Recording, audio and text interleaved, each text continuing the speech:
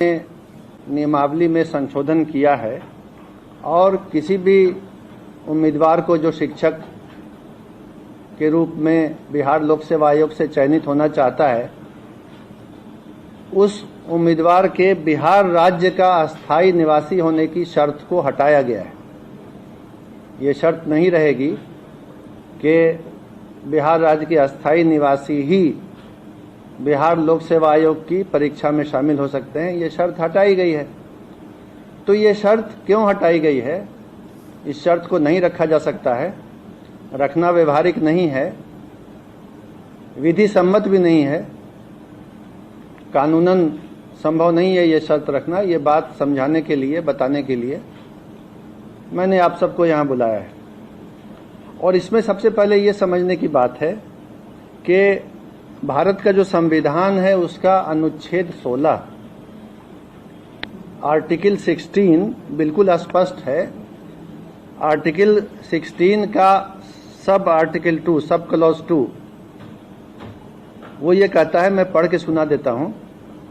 राज्य के अधीन किसी नियोजन या पद के संबंध में केवल धर्म, मूल वंश, जाति, लिंग, उद्भाव, जन्म स्थान, निवास, ध्यान देंगे, जन्म स्थान, निवास या इनमें से किसी के आधार पर न तो कोई नागरिक अपात्र होगा और न उससे विभेद किया जाएगा।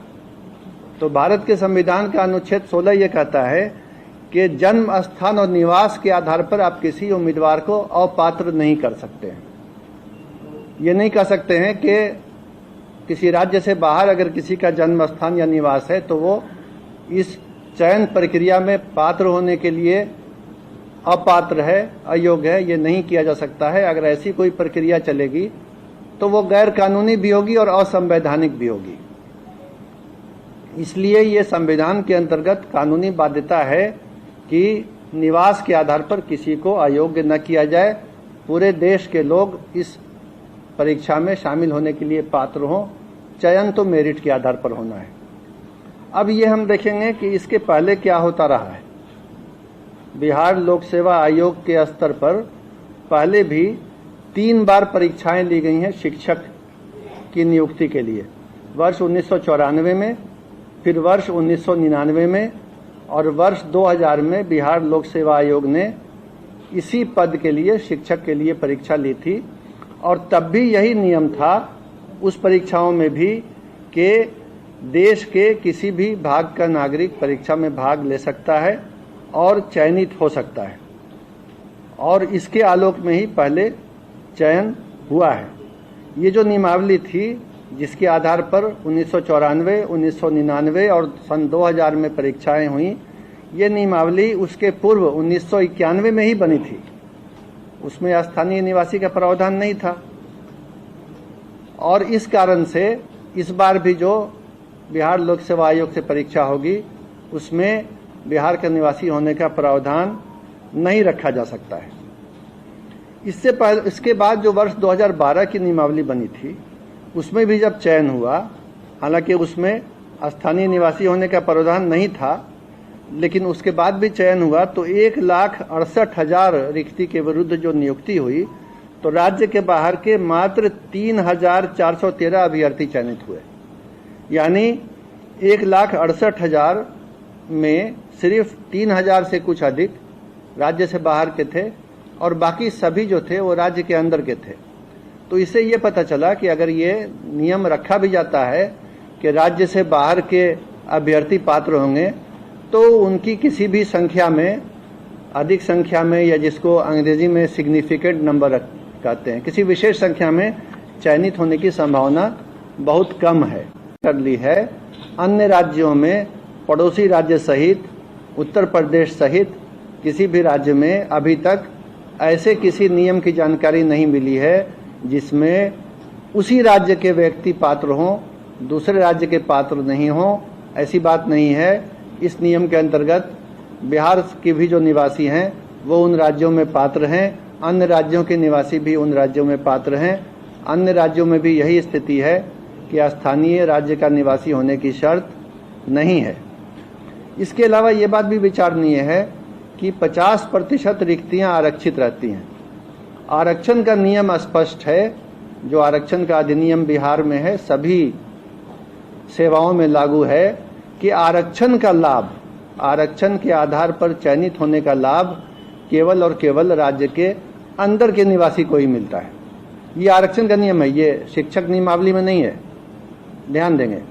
तो ऐसे भी चूंकि आरक्षण में ये नियम है और इस बार भी लागू होगा कि बिहार राज्य के अंदर के जो लोग हैं उन्हीं को आरक्षण का लाभ मिलेगा, तो 50% रिक्तियों पर तो आरक्षण के कारण बिहार के ही लोग चयनित होंगे। और बाकी पर जैसा मैंने बताया, पिछली बार का भी अनुभव है कि बहुत ही नाम मात्र को ही बाहर के लोग चयनित होते हैं। स्थानीय निवासियों को कोई उससे विशेष घाटा या नुकसान नहीं होता है। और अंत में ये बात समझने की है कि जिस तरह हम लोगों ने ओपन किया है कि देश का कोई भी नागरिक यहाँ अप्लाई कर सकता है, यही दूसरे राज्यों में भी है। तो अगर विभिन्न राज्य इस तरह के नियम बनाने लगेंगे, हालांकि वो विधि सम्मत नहीं होगा, लेकिन अगर बनाने लगेंगे कि उसी राज्य के लोग अप्लाई करें, तो जाहिर है बिहार के भी जो युवक हैं, युवतियां हैं, जो अभ्यर्थी हैं, जो दूसरे राज्यों में नौकरी के लिए अप्लाई कर रहे हैं, चयनित हो रहे हैं, काम कर रहे हैं, उनके भी अवसर समाप्त हो जाएंगे। तो इसमें तो बिहार का भी घाटा है। अगर देखा देखी सभी राज्यों ने ये करना शुरू किया तो अवसर कम हो जाएंगे बिहार के अभ्यर्थियों के लिए भी। तो कुल मिला के ये किसी के हित में भी नहीं होगा। और ये सरकार ने सभी विधिक पहलुओं की जांच करके, कानूनी पहलू को समझ के, बहुत सोच विचार करके ये नियम बनाया है कि बिहार राज्य सहित पूरे देश के लोग अप्लाई कर सकते हैं।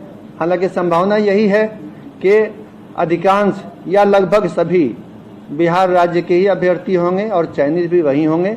अगर बाहर के होते हैं तो संभावना है कि बहुत कम संख्या में नाम मात्र को ही चयनित होंगे, और उससे बिहार के वासियों के हित पर कोई भी कमी नहीं आएगी, कोई क्षति नहीं होगी।